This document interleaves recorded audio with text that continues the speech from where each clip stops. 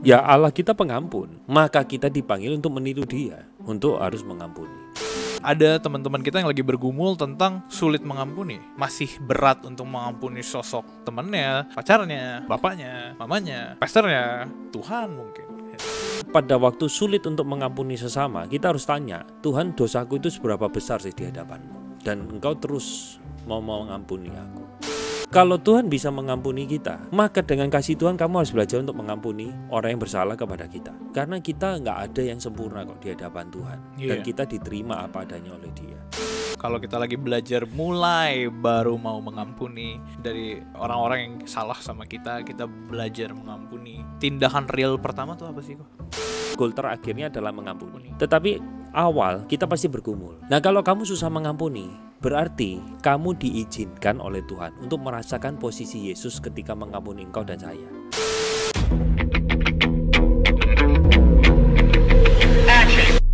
Warga Hello God, teman-teman semua, welcome to Hello God on Topic Hot bareng gue Julius. Dan teman-teman, hari ini kita kedatangan salah satu bestie terbaik kita. Dia pendekar, tapi hari ini dia tidak memakai jaket birunya. Teman-teman, please welcome Pendeta Albert Kurniawan. Lucu banget. BTW Happy New Year loh untuk Albert. Happy New Year. Karena ini pertama kali lu duduk di meja ini di tahun 2025. Ini apa nih? Ular. Ular. Sinja. Ya, tahun ular. Teman-teman, sedikit backstory ya. Jadi sebenarnya harusnya kita syuting udah sejaman kita nunda karena ada kuasa gelap. Kuasa gelapnya yang satu ke bank, yang satu ngurus kabel. Tapi itu nggak disebut. BTW kok apa kabar? Gue udah lama banget Baik. nggak syuting di sini. Lu ingat terakhir kali kita syuting apa? Oktober tentang Shetong. Wih, ingat loh. Betul. Dan Oktober itu aku sudah nonton. Harusnya udah nonton. udah keluar di. Enggak, aku waktu itu datang waktu itu Oktober kan, aku ada rapat. Jadi aku habis itu nonton. Oh, lu sempet nonton? Nah, tapi kan kita pembuatan kontennya, nah ini yang desinya kita bikin konten sebelum penayangan. Oh betul, benar. Kita bikin kontennya lumayan ada berjarak lah ya waktunya. Yes. Tapi BTW sekarang dia udah keluar di Netflix. Oh ya? Iya, jadi semua orang bisa nonton. Oke. Nah, kalau udah nonton di sana, nontonnya di sini gitu. Terlepas dari segala huru-hara yang saat ini terjadi di Indonesia. Ya. BTW, Ko Albert banyak yang hari ini belum kenal nih sama lu nih. Boleh nggak lu kasih tahu sedikit? Lu tuh sekarang melayani di gereja mana? Siapa? Oke. Apakah Anda Batman atau bukan? Tentu bukan ya. Ya, aku Albert Kurniawan, sedang melayani sebagai lead pastor di GKY Singapura. Jadi teman-teman yang lagi bermain ke Singapura silakan boleh berkunjung. Silakan datangin ke Instagram kami GKY Singapura. Keren, nanti gue taruh. Di sana silakan teman-teman bisa lihat jadwal ibadah kita. Wah, gila. Jadi kalau liburan itu tanpa Tuhan itu kayak langit tanpa bintang. Coba dielaborasi gimana tuh? Liburan tanpa Tuhan itu kayak langit tanpa bintang. Langit tanpa bintang. Nah, gelap jadi, gitu ya. Liburanmu itu kayak nggak ada kedamaian yang sejati.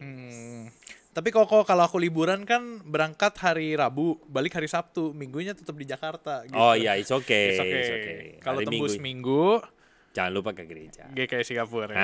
Keren banget. Teman-teman jangan lupa untuk visit. Tapi hari ini pertama gue selalu seneng kalau Ko Albert tuh lagi datang ke Jakarta. Masa? Karena bisa diajak ngonten. Bisa catch up dong. Karena Ko Albert ini tipe yang kalau di chat dia tidak menunjukkan emosi. Tapi ketika ngobrol langsung, wah hura-hura lucu-lucu kan. Kalau di chat tuh flat banget. Nah itu gue harus ngakuin tuh kok, sorry banget kok. Nah makanya hari ini lu datang, gue happy banget. Kita mau bahas satu topik yang keren banget nih teman-teman. Satu yang gue ngerasa, oh ini sebenarnya bukan satu topik yang viral. Ya. Bukan satu topik yang lagi happening. Ya. Tapi ini satu topik yang kita butuh nih sebagai orang-orang percaya. Yes. Yaitu tentang Forgiveness. Keren banget. Itu gak di briefing tapi Ko Albert lu keren banget. Forgiveness, pengampunan. Ya. Orang Kristen tuh identik banget dengan yang namanya forgiveness. Yes. Identik kenapa? Karena ya Tuhan Yesus adalah Tuhan yang maha pengasih, maha pengampun. Berarti orang Kristennya juga meniru teladan itu sebagai mengampuni gitu kan. Ya. Berangkat dari satu ayat kok sebenarnya, yang gue nggak tahu itu ada di mana, gue lupa, mohon maaf. Barusan ngomongin nebak loh. Kalau bisa kita tukeran. Oh gitu. Kalau Aku bisa jadi gue jadi host. kalau bisa gue jadi lead pastor gitu ya. Di mana kok? Di mana kok? Matius 18 ayatnya tak 21 sampai 35. Yang berbunyi demikian. Ya, maka Petrus itu mendatangi Yesus, "Guru, jika aku mengampuni orang, apakah aku harus mengampuni sampai kurang lebih ya, apakah 3 kali atau sampai 7 kali?" Terus Tuhan Yesus memberikan jawaban yang sangat tidak terduga bagi dunia. Apa? Silakan lagi. Sampai 77 kali 7 kali. Ya. Tapi anyway sebenarnya di dalam bahasa Inggris itu mungkin terjemahnya lebih bagus ya, bagus ya. Yaitu 77 kali, bukan 70 kali 7 kali. Kan orang akhirnya ambigu kan. Harusnya kan tata bahasa Indonesia yang baik dan benar adalah 70 kali 7 atau 77 kali. Nah anyway di dalam bahasa Inggris itu ESV, NIV itu mencatatnya 77 kali, 77 times. Bukan 70 times, 7 times. Jadi ini untuk clarify dari sisi bahasanya gitu. Berarti kalau di Indonesia kan itu 77 kali 7. Enggak, sebenarnya lebih baik 77 kali. Oke, 77 kali. Nah, gitu. Oh gitu. Ya, itu mungkin ya aku mengacu kepada bahasa Inggrisnya gitu. Maksudnya apa sih? Maksudnya apa? Oke. Gini, sebenarnya aku perlu jelaskan sedikit backgroundnya adalah orang Yahudi itu sebenarnya kalau sesamanya melakukan kesalahan itu kesempatannya cuma 3 kali. Makanya waktu Petrus ngomong 7 kali itu dia 3 plus 4. Dia pikir wah good enough kan. Karena aku sudah kasih bonus 4 loh Tuhan, makanya 7. Tuhan ngomong enggak.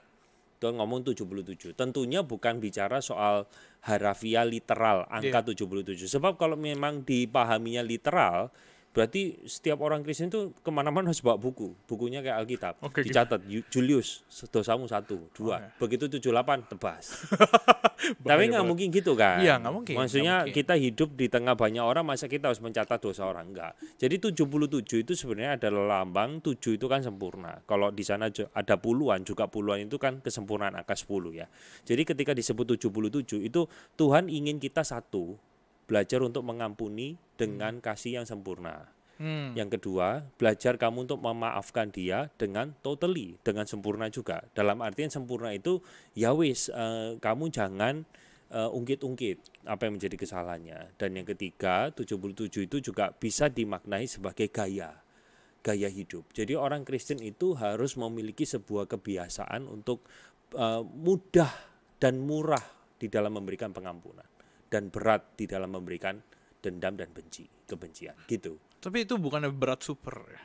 Berat super, iya tentu.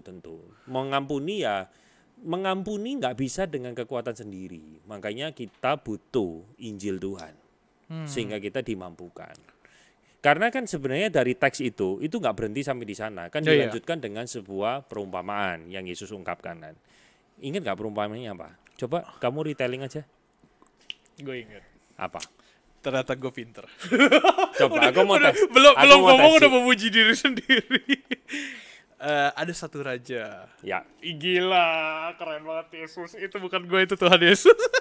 Jadi ada satu raja yang dimana dia ada satu orang yang berhutang ke si raja ini. Gitu. Berapa? 1.000 talenta. Salah. 1 juta talenta. Salah. Memalukan sekali host kalau kata topik ini. 10.000 talenta. 10.000 talenta. Dia utang, terus habis itu dia nggak bisa bayar. Rajanya bilang, yaudah, gue mengerti lu sedih, gue bebasin. Tiba-tiba dia ketemu teman tinggi, rambutnya tipis, perumpamannya bukan ko Albert ya, teman kita yang lain. Nah dia ngutang nih 1.000 talenta. Salah. 10 talenta. Salah juga. 100 dinar. 100 dinar. Teman yang berutang 100 dinar ini dia kayak, woi bayar utang lo, gini-gini. Dia gak bisa bayar juga, dimasukin ke penjara. Ya. Balik ke raja, lu ya udah gua ampunin, bukannya lu ngampunin yang lain, malah lu tagih masukin ke penjara. Akhirnya dipenjara lah sama si raja. Oke, good. Jadi sebenarnya ilustrasi itu berbicara tentang ada sebenarnya 2 mata uang berarti ya di sana ya, 10.000 talenta sama 100 dinar. Nah kita jelasin sedikit-sedikit ya. Jadi 1 talenta sendiri itu sama dengan 6.000 dinar, which is 1 dinar itu upah kerja 1 hari. Jadi kalau 6.000 dinar 6.000 hari. Nah, sekarang kita coba deh. Kita kan nggak ngerti 6.000 dinar itu berapa besar, ya kan? Coba sekarang kita hitung deh Jul. Kalau 1 bulan UMR di Jakarta berapa? 4,5, 4.500.000. Yes, Let's say kita ya. supaya gampang ngitungnya 5 juta lah. 5 juta. Ya, kita ngomong gampang 5 juta. Oke, 1 bulan 5 juta. Berarti kan 30 dinar itu setara dengan 5 juta. Benar dong. Iya, benar. Sekarang kalau 6.000 dinar, cara ngitungnya? Bagi 30, 6.000 Ya. bagi 30, 200. Kali. 6.000 bagi 30, 200, benar. Nah, 200 kali 200 kali 5 juta. 5 juta. Jadinya 100 juta. Enggak, 1 M. Aduh. 1 1 M bener nggak? 1 M, benar. 1 M ya. Mohon maaf. Ya, kita 200. 200. Berarti kan nolnya ada 200 kali 1 5 M, juta. betul. Benar, 1 M kan, benar. anyway itu 1 talenta. Hamba ini utang 10.000. Berarti 1 M kali 10.000. yes, berarti 10 triliun. Oh. Wow. Apa kata hamba ini kepada raja? Saya akan bayar. Oh gitu. Ya, Dia ngomong gitu. Alkitab itu mengatakan. Tetapi raja itu tahu. Dia muncul belas kasihan, dia nggak bisa bayar. Nggak sanggup bayar. Akhirnya raja itu tergerak oleh belas kasihan, maka dihapuskan hutangnya. Ya, dihapuskan. Tapi setelah dia itu keluar, bertemu dengan hamba yang lain, alias temannya lah, yang berutang 100 dinar. 100 dinar. Nah, kita balik lagi. 30 dinar 5 juta. Kalau 100? 15 juta lebih. Exactly. Gila, itu perbandingannya dikit, mampus ya, Bun. Lu bayangin, Dikit banget. yang satu hutang 10 triliun dihapuskan begitu saja. Tapi yang ini hutang 15 juta dicekek dan dimasukkan. Artinya begini, itu pertama hamba ini kita lihat dari sisi uang. Hutangnya satu 10T, satunya 15 juta. Sekarang kita lihat dari sisi waktu ya. Nah, kalau hamba yang pertama itu kan 1 talenta 6.000 dinar, 6.000 hari. Tahu nggak berapa tahun? 6.000 hari berapa tahun? Sekitar 20 tahun. 16,5 tahun. Oh, iya. 16,4 something. Kita bulatkan 16,5. Artinya kalau 10.000 talenta berapa tahun? 165.000 tahun. Iya, Dan dia masih ngomong sama raja, aku akan bayar. Bayar pakai apa? Emang dirimu adalah legenda ular putih yang nyawanya adalah ribuan tahun. Enggak kan?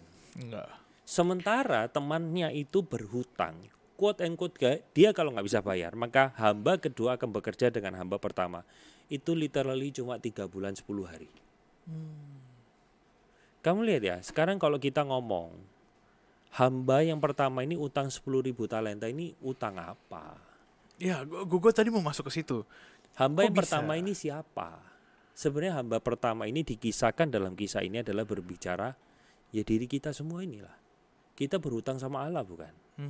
Kita berhutang sama Allah itu bukan hutang duit, tetapi Tuhan sudah membayar kita dengan harga yang lunas dibayar, yaitu darah yang mahal.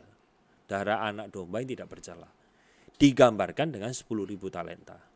Sekali lagi ya, Alkitab tidak memaksudkan bahwa wah ternyata Tuhan Yesus harga darahnya murah sekali ya, 10 triliun ya gitu. Ya itu kan bagi orang kaya kan itu kecil sekali gitu mungkin. Iya. Bukan itu poinnya, tetapi menggambarkan betapa besarnya hutang kita terhadap Allah. Dan Allah, kamu dimaafkan, kamu you are forgiven, diampuni. Tapi kisah ini menunjukkan bagaimana kita somehow melihat sesama kita yang berbuat salah sama kita yang digambarkan 100 dinar. Kita nggak rela. Nah, ilustrasi ini ingin mengingatkan kepada setiap kita, setiap anak-anak Tuhan harusnya mampu dan bisa mengampuni. Tentunya dengan kekuatan Roh Kudus. Nah, di dalam doa Bapa kami sendiri, itu ada 3 request yang didoakan di sana. Satu, Berikanlah pada kami makanan hari ini yang our secukupnya. daily bread harusnya, Iya. bukan secukupnya, tapi makanan tiap hari. Makanan tiap hari. Ya, habis itu kita harus mengampuni orang yang bersalah kepada kami dan janganlah membawa kami ke dalam pencobaan. Yang salah satunya itu adalah pengampunan. Kita tidak bisa hidup tanpa tiga ini. Kita butuh makanan, kita butuh pengampunan Tuhan, dan kita butuh penjagaan Tuhan agar tidak jatuh dalam pencobaan. Ya. Nah, bagian doa Bapa kami itu terdapat di Matius 6 ayat 9 sampai 13. Ayat 14-nya ditutup dengan kalimat gini, kalau kamu tidak bisa mengampuni, maka Bapamu di sorga tidak mengampuni. Tapi kalau kamu mengampuni, Bapa di sorga mengampuni. Nah, sebagian orang kan baca ayat itu kan bingung. Loh, berarti pengampunan Tuhan tergantung dari saya mengampuni atau tidak. Oh iya, masuk. Ya, benar nggak? Logikanya Masuk. kan Iya, gitu. iya, logikanya Loh, masuk. berarti katanya pengampunan Tuhan tidak bersyarat. Lah ini kok bersyarat? Lu Sebenarnya harus bukan mengampuni. yang dimaksudkan oleh Tuhan Yesus di sana kalimat bersyarat, bukan. Tetapi Yesus sedang mengatakan kalau kamu anak Tuhan, kamu bisa mengampuni. Tentunya bukan dengan kekuatan sendiri, tapi kekuatan dan pertolongan dari Yesus sendiri. Lewat Injilnya, lewat kuasa Injil yaitu kematian dan kebangkitannya, kamu dimampukan untuk bisa mengampuni. Gitu. Tapi aku bukan bilang menggampangkan soal pengampunan, enggak. Tetapi goal akhir orang Kristen harus mengampuni. The way you forgive could be a process. Enggak mungkin lah instan. Kita masih manusia dalam daging. Yang ada kebencian, ada proses naik dan turun. Tetapi goal akhirnya kita tahu, kamu harus mengampuni. Kok gue coba tarik balik dikit ya ke cerita tadi. Si sang raja berbelas kasihan. Belas kasihan sama pengampunan tuh hal yang sama atau beda kok? Maksudnya karena gue ngerasa beberapa kali kita kayak kasihan, ya udahlah gue ampunin gitu. Pada akhirnya lu tidak mengampuni secara tulus. Nggak tahu ya, correct me if I'm wrong. Nah mungkin ya kalau aku boleh bilang ya kita harus processing itulah. Membawa segala pergumulan itu, pengampunan, dendam, kepahitan itu kepada Tuhan. Prosesnya tentunya kan nggak gini, aku dilukai terus tiba-tiba langsung besoknya langsung aku bilang aku mengampuni. Biasanya sih prosesnya nggak semudah itu. Iya. Kan tergantung seberapa dalam luka yang dibuat. Makin dalam luka itu, makin sulit untuk mengampuni. Lah kalau lukanya dalam terus dirimu gampang banget mengampuni, ya aku meragukan kedalaman luka itu. Oh nah itu gue mau masuk ke sana Gitu. justru. Gara-gara tadi lo ngomong tentang luka dalam, ada orang yang benar-benar luka sampai terlalu dalam. Let's say, sorry gue pakai contoh ini ya kok. Disakitin papa dan mama, dikecewain temen, lebih ke papa dan mama deh. Bapak yang misalkan mukulin anaknya, seorang anak kok logikanya. Jelas-jelas ada lu dipukulin sedemikian rupa pas kecil, lu bawa sampai gede. Bukankah itu hampir mustahil buat mengampuni gitu? Anyway, mau seberapapun dalamnya luka itu, dengan kasih Yesus engkau dimampukan untuk mengampuni. Karena gambaran di sana, kita itu utang sama Tuhan 10.000 talenta, dan sesama kita mau sejahat apapun, dia berutang hanya 100 dinar. Artinya begini, kita itu bukan komparasinya gini loh, wah dosanya si dia sama si dia, banyakan dia. Aku lebih susah. Enggak, komparasinya kita sama Tuhan. Kalau Tuhan bisa mengampuni kita, maka dengan kasih Tuhan kamu harus belajar untuk mengampuni orang yang bersalah kepada kita. Loh, nanti kan aku dimanfaatkan. Iya, menurut aku sih kita di satu sisi yang lain kita juga tidak quote and quote bukan aku bilang jual murah ya, tetapi menempatkan diri dengan baik.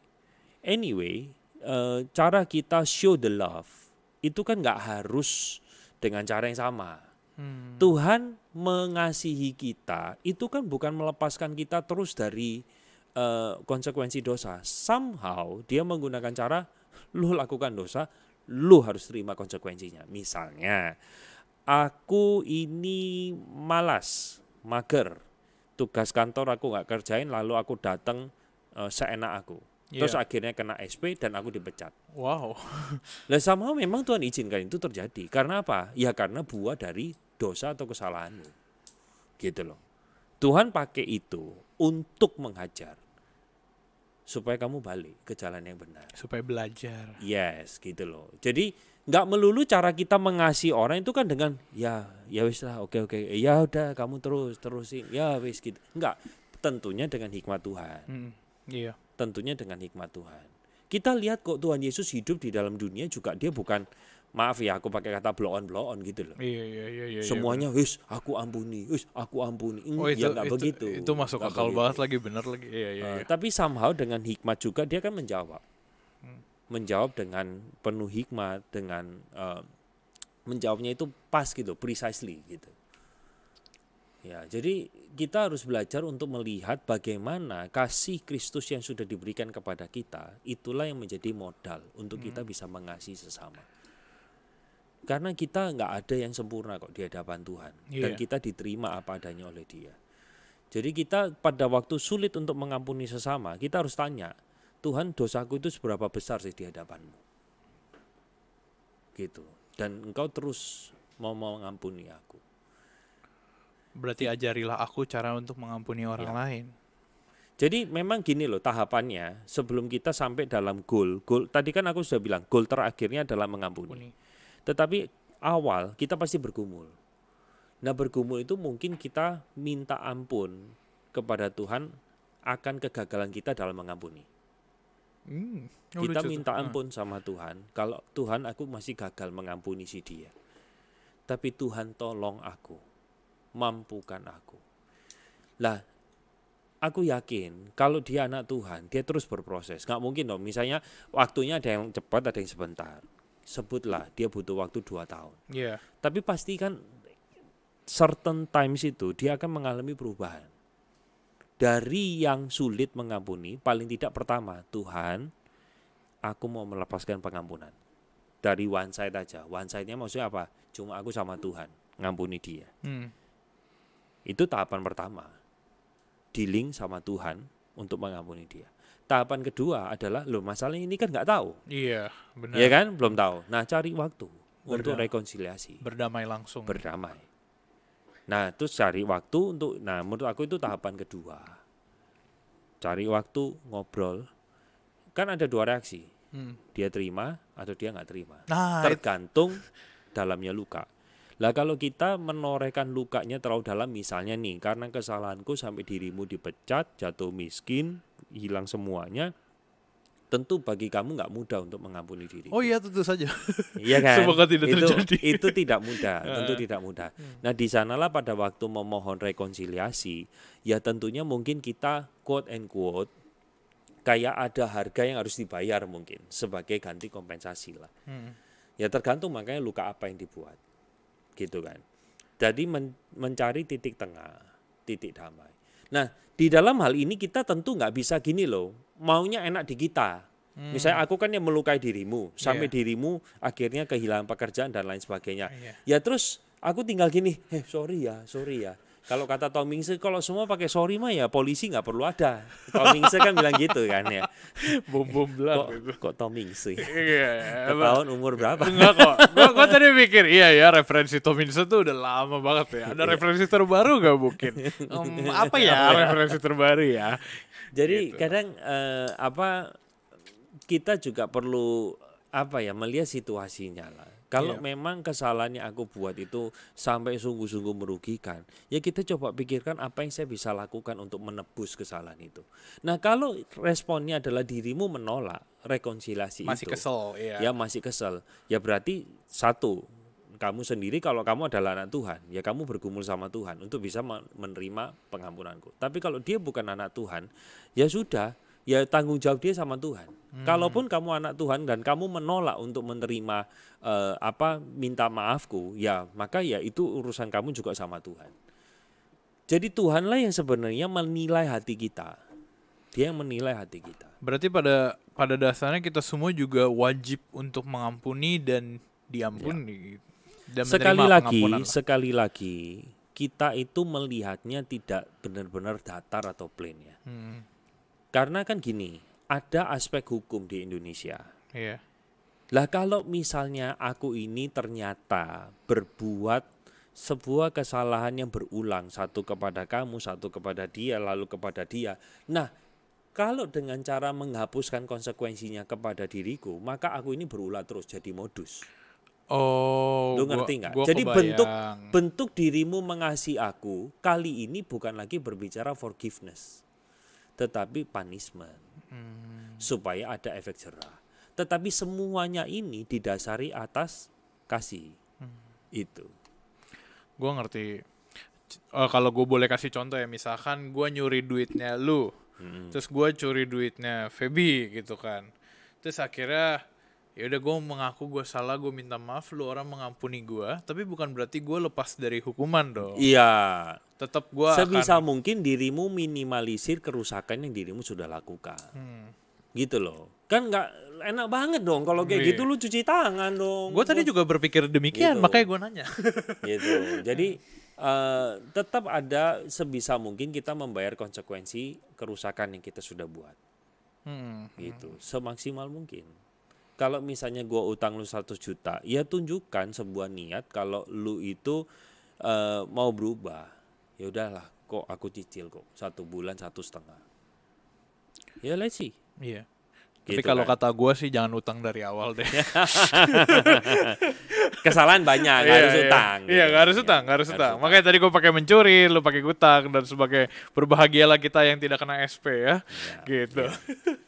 Tapi memang nggak gampang, nggak gampang. Iya, makanya gue mau nanya, lu sendiri punya nggak pengalaman personal lu tentang susah mengampuni orang lain? Karena gue punya, dan gue yakin semua teman-teman yang lagi nonton nih, percaya atau enggak, mungkin aja saat ini juga ada yang lagi masih berat untuk mengampuni sosok temannya, pacarnya, bapaknya, mamanya, bahkan mungkin pastornya, Tuhan mungkin.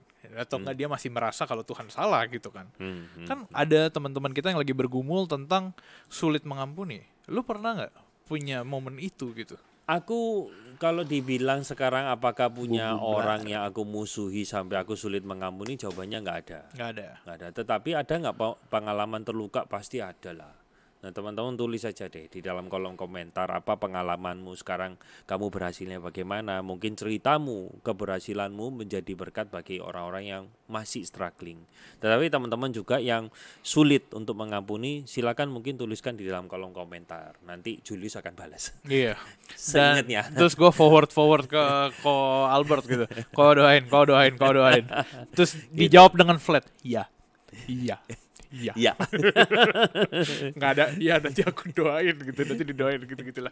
Nah itu maksud gue. Jadi memang tadi sampai di mana ya? Susah mengampuni. Ya. Anda masih saat ini bergumul untuk mengampuni. Jadi aku habis itu ketika dilukai, processing, dealing sama itu, dan berusaha untuk cari waktu untuk bisa rekonsiliasi, gitu.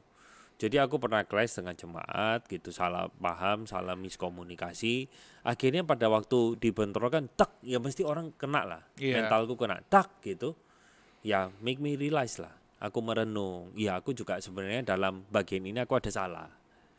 Kalau ada salah aku bilang, aku minta maaf. Aku minta maaf atas kesalahanku. Perkara dia mau terima apa enggak, ya urusanmu sama Tuhan. Tetapi aku jujur mengatakan I regret with all of my fault or all of my wrong. Aku regret. Gitu. Nah, dalam hal ini kerusakan yang aku bikin itu bukan sampai yang gimana, tetapi misalnya janji yang aku nggak tepati. Gitu loh. Janji yang aku tidak tepati. Jadinya bukan dalam ranah aku mencuri uangnya sampai dia rugi apa, enggak. Dia hanya rugi lo kayak PHP gitu loh. Iya. Gitu. Iya, paham. Jadi kita lihatlah situasinya. Nah, dari saat itu ya aku coba untuk cari waktu untuk ngobrol sama dia, diberesin. Gitu. Titik damai tadi itu ya. Balik ke titik damai. Betul. Gue pernah. Makanya gue tadi pas lo ngomong tentang gue juga salah dan gue minta maaf, itu gue ngerasa kayak di dalam satu masalah nggak ada yang 100% benar. Pasti at least lo ada 1% salah gitu. 99% orang lain tuh mungkin salah, tapi 1% juga ada bagian lu di mana lu salah gitu. Mungkin. Karena gue pernah waktu gue SMA, gue pernah ada satu teman yang marah banget ke gue. Terus habis itu gue tuh selalu minta maaf ke nih orang. Dia gak pernah maafin. Maksudnya dia tuh selalu kesel sama gue. Terus gue bingung, ini gue yang terlalu berdosa apa gimana ya? Gitu kan. Terus akhirnya selang waktu berjalan, SMA kelar gitu, kuliah, dia nggak pernah minta maaf ya. Tiba-tiba ya kita nongkrong bareng aja gitu.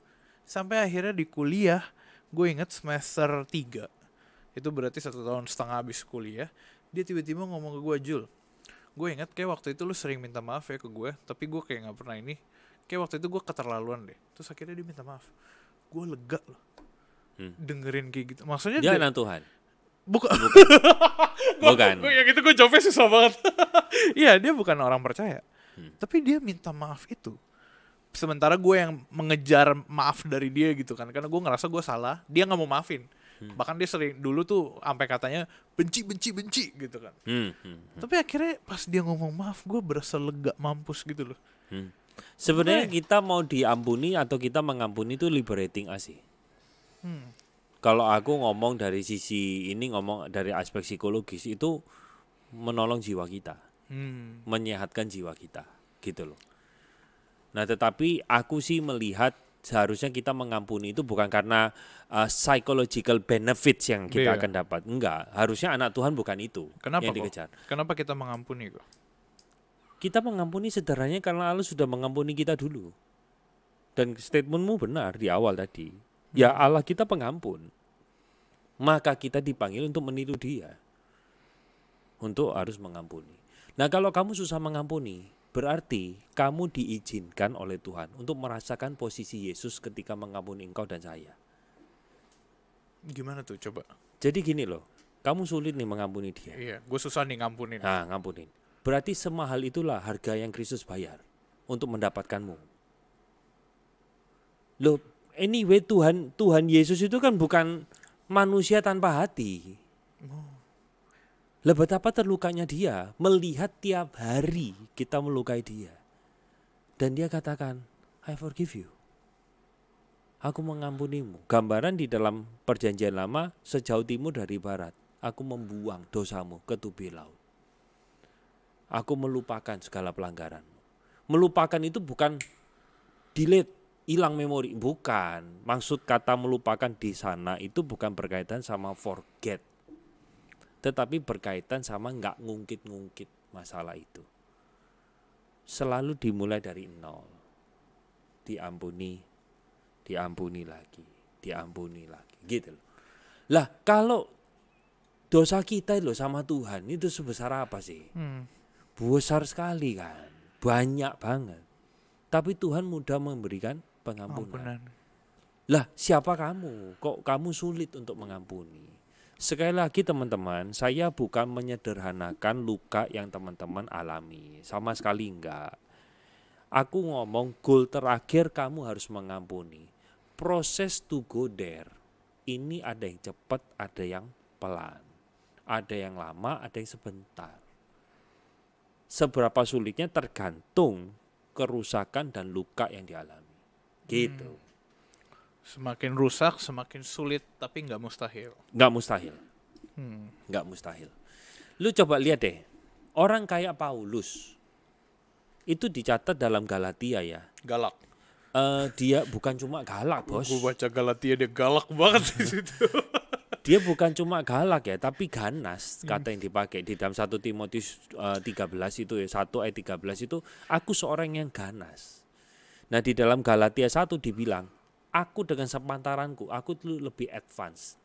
Dan dipakai kata bahasa Inggris itu zeal. Zeal itu kayak terbakar. Semangatnya itu membara ketika tiap kali lihat orang Kristen mau ditangkepin, dibunuh, dilempar batu, dimasukkan penjara. Kita cuma lihat kan satu contoh itu cuma Stefanus. Sekarang gini deh, orang kayak dia, kayak Saulus ini, lu kalau jadi Tuhan maunya diapain? Dirimu mau dia diampuni atau dibinasakan atau siksa pelan-pelan? Kayaknya jawabannya nomor 3. Dibutakan 3 hari. Ya cuma butain kan. Iya, tapi anyway, bahkan dia diubah oleh Tuhan untuk menjadi alat di tangan dia memberitakan Injil Yesus. Gitu. Jadi pengampunan dari Tuhan itu ditunjukkan lewat sebuah tindakan nyata, yaitu kematian dia di atas kayu salib. Yang menunjukkan betapa besarnya dan beratnya dosa kita sudah lunas dibayar oleh Yesus. Maka dengan kasih dan kematiannya, kamu dimampukan untuk bisa mengasihi orang lain. Saya tahu mungkin teman-teman yang dengar ini ada yang maaf ya, mengalami mungkin pelecehan seksual dari keluarga, dari mungkin guru, dari teman, kamu dilukai perasaanmu, kamu jadi bisnisnya hancur, rugi karena kamu sudah percaya, kamu kehilangan kesucianmu karena kamu sudah berikan, lalu akhirnya kamu dikhianati. Apapun pergumulanmu, aku cuma bilang bahwa itu ke bawah salib Yesus. Dengan kuasa Injil, kamu belajar melepaskan pengampunan. Kita gak sanggup, Jul. Ya kalau receh-receh, kamu beli kopi tak ambil, kamu luka, ya gampang kan, itu masalah receh. Iya, tinggal beli lagi, tinggal Iya. Tetapi kalau ini memang luka yang dalam, ya harus belajar untuk mengampuni. Gitu. Processing sama Tuhan. Buah pengampunan apa kok? Kalau lu udah Maksudnya? mengampuni, apa yang lu dapat gitu? Kebebasan kan. Oh. Kamu kayak seolah-olah kehilangan beban kan. Beban yang selama ini mengganjal, itu push. Itu kan kasus kamu kan diampuni toh. Iya, kasus gue diampuni. Apa istilahnya, pengampunanmu akhirnya diterima sama dia. Ya sama halnya ketika kamu melepaskan pengampunan, itu liberating sih, membebaskan.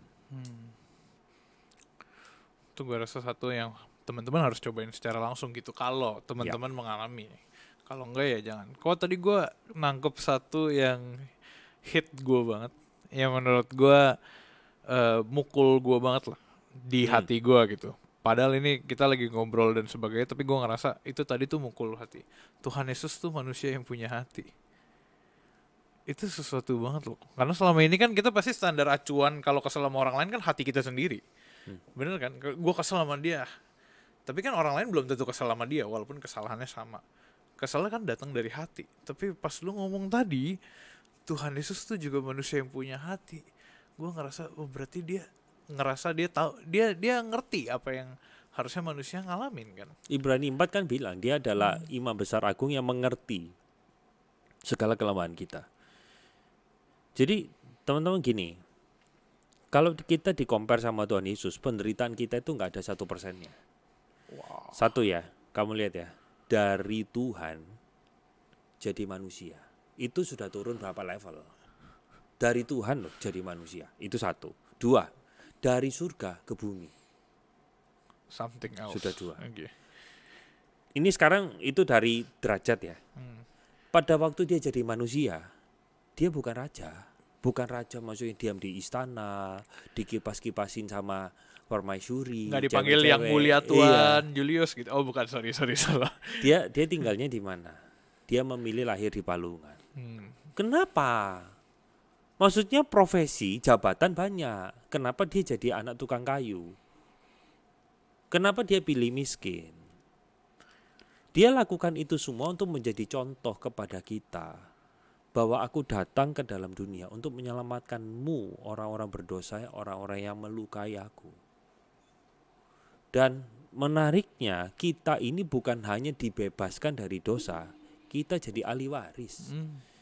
Itu ibarat kan gini toh Jul, andaikan kamu sudah menikah, habis ini ya, spoiler, punya anak, anakmu tak bunuh. Waduh. Tapi akhirnya kasih Tuhan itu gini loh. Akhirnya ketika lu ketemu sama gue, lu ngampuni, bahkan aku dijadikan ahli waris. Ketika kamu mati aku dapat semua warisan. Itu gila nggak? Karena temen gue kaget tadi itu. Jadi maksudnya analoginya itu kayak di kasih Tuhan itu sangat miraculous gitu loh. Dia mengasihi kita itu melampaui apa yang kita sanggup bayangkan dan pahami. Gitu. Analogi gue emang agak ngawur. Tapi ya. Itu gak ngawur kok. Menurut gue itu lumayan on point. Cuma kita yang denger kaget tiba-tiba. Kaget. Tapi bener. Analoginya seperti itu kan? Yes. Bener. Makanya dikisahkan kan beberapa perumpamaan kan, dia seperti penggarap kebun anggur yang ketika dia utus orang dibunuh, utus orang dibunuh, diutus lagi dibunuh. Terakhir anaknya sendiri dibunuh juga. Sebagai orang percaya yang sudah lama percaya, gue tetap akan bilang itu kayak nggak masuk akal ya sebenarnya. Ya. Kisah sense. kasih Tuhan yang besar itulah yang harusnya membawa kita untuk menyadari bahwa ya saya hanya bisa mengampuni dan mengasihi orang yang dengan kasih Tuhan. Gitu loh. Jadi itu bicara tadi aku ngomong dari surga turun ke bumi, dari manusia dia ambil posisi rendah. Sekarang kita ngomong cara dia mati. Kalau kamu baca dengan teliti dari seluruh Injil, Matius, Markus, Lukas, Yohanes, itu gambarannya serem banget. Dia dihancurkan dari sisi psikis dan dari sisi fisik. Psikisnya dia diarak. Apa sih diarak? Diarak itu kan ditunjukkan kepada semua orang bahwa inilah manusia yang patut direndahkan. Hukuman salib itu kan gini, salib itu kan berdiri di tengah ya. Yang artinya sebenarnya konsep pemahaman orang Yunani adalah dewa bumi nggak mau terima, dewa langit nggak mau terima. Jadi biarkan dia mati tergantung. Karena apa nggak mau diterima? Karena manusia terkutuk, berdosa, kriminal gitu. Jadi di dalam zaman Tuhan Yesus, orang yang disalib itu biasanya ditelanjangi. Diarak di tengah kota, ditelanjangi. Itu psikis. Fisiknya serem, lebih serem lagi. Sudah digambarkan lewat Passion of the Christ. Durinya aja, mahkota duri itu durinya segini, bos. Itu kan kalau ditancepin, nano. Itu kan. Itu cambuk itu. Ada satu scene, teman-teman boleh putar di Passion of the Christ. Itu waktu ada meja kayu, diginiin itu ini kopek. Nah itu kalau itu kan jadi daging cincang kan. Gitu. Sorry gue harus ngomong, tapi kalau lu ingat adegan itu yang pukul itu orangnya botak. Ya. Gue harus ngomong itu, entah kenapa. Gue terpanggil untuk ngomong itu. Dan kan kekar gitu loh. Bukan mukulnya gini, Julius. Enggak, pukulnya dengan sekuat hati, segenap jiwa dan raga. Gitu kan. Maksud aku gini loh, kenapa dia ngalami itu? Alkitab katakan di dalam 2 Korintus 5:21, dia yang tidak berdosa dijadikannya berdosa karena engkau dan saya. Jadi kamu nggak mungkin lah bisa ngasihi orang yang berbuat salah tanpa kasih Tuhan. Tanpa kasih Tuhan. Dengan kasih Tuhan kamu dimampukan. Belajar untuk menerima kasih itu. Semahal itulah Kristus bayar. Gitu. Kacau itu. Kacau, Mind blowing kasih dia. Mind blowing. Gue setuju. Mungkin terakhir kok. Gue gak nyangka ini cepet banget tiba-tiba kerasanya. Mungkin terakhir kok. Kita udah ngomongin tentang kasih Tuhan ya. Gue ngerasa 40 menit itu kebanyakan.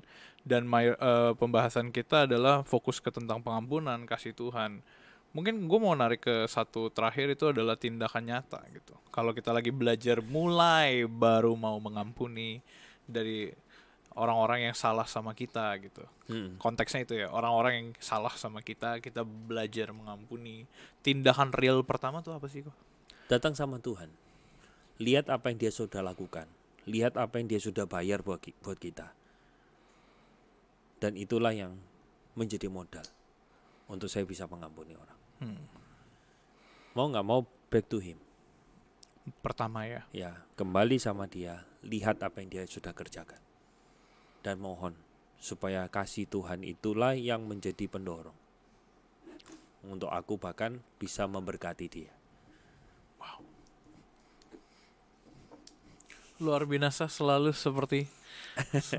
membuat speechless Pendeta Albert Kurniawan. Saudara-saudara, kita minta tolong dukungannya teman-teman buat dukung selalu ko Albert. Amin. Di dalam perjalanannya mencari kitab suci. bukan mencari kitab suci, sorry. Menyebarkan kitab suci. Memberitakan kabar baik. Menjadi terang bagi bangsa.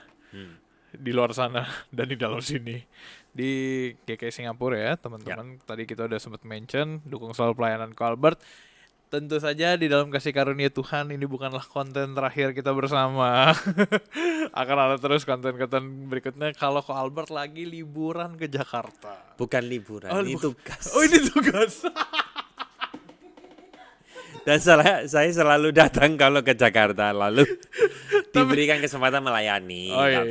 Kan melayani Tuhan. Melayani Tuhan, benar. Keren banget bestie gue yang satu ini. Bestie gue yang lain lagi sibuk soalnya.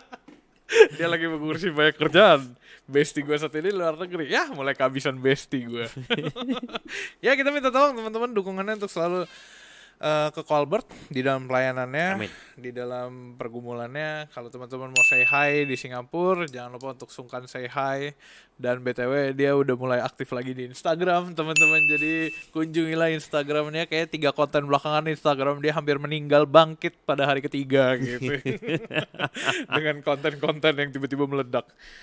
Terus habis itu satu lagi mungkin teman-teman, kita minta tolong dukungannya untuk follow sosial media kita, HelloGod, ada di Instagram, TikTok, YouTube. Teman-teman juga bisa dengerin ini di Noise dan Spotify. Dan teman-teman spesial juga kita minta tolong untuk ayo download aplikasi HelloGod. Di situ kita bisa sama-sama bergumul, ada di App Store dan di Play Store. Kita bisa sama-sama berdoa. Teman-teman bisa chat secara langsung. We provide untuk teman-teman yang lagi sedang bergumul, apapun itu pergumulannya, kita mau membantu teman-teman via chat dan juga bisa mendoakan teman-teman semua. Kurang lebih seperti itu. Terima kasih Feby di sana, Hugo di situ. Ko Albert, thank you so much sudah datang jauh-jauh dari Singapura membawa kabar baik. Khususnya untuk kita semua, mari kita mengampuni bersama-sama dan terus menjadi berkat. Haleluya. Thank you Albert for today. Thank you teman-teman semua for watching HelloGod on Topic, where HelloGod will always be on topic. God bless you teman-teman semua. Stay connected with HelloGod.